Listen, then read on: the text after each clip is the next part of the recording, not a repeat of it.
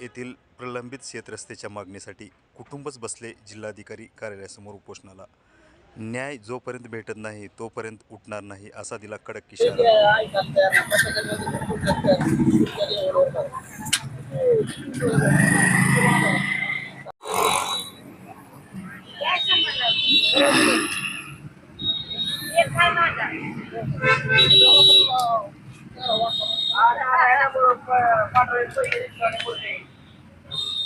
आज आपण उपोषणाला बसलेलो आहोत। आपलं मागणी काय आहे, काय प्रकरण आहे? मी माळी महेश्वर चंद्रकांत, माझं शेतीच्या रस्त्यासाठीच प्रकरण आहे। गेले 5 वर्ष झालं प्रकरणाचा माझ्या निपटारा होत नाही। गेल्या वर्षी 27 मेला आदेश पारित होऊन देखील पावसामुळे रस्ता खुला झाला नाही।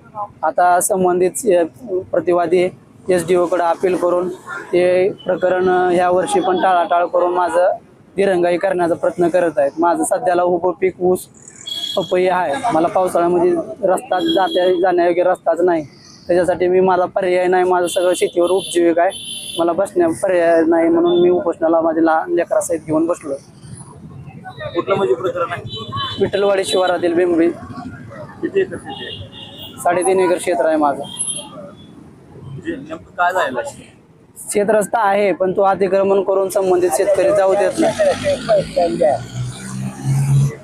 संबंधित शेतकरी मज्जाव करतात, आम्हाला हाणामारीची रिपीट करण्याची, तू ये शेताकडे तुला दाखवतो, जेल बघण्याचा अशी भाषा करून आम्हाला तिथून जाऊ देत नाही।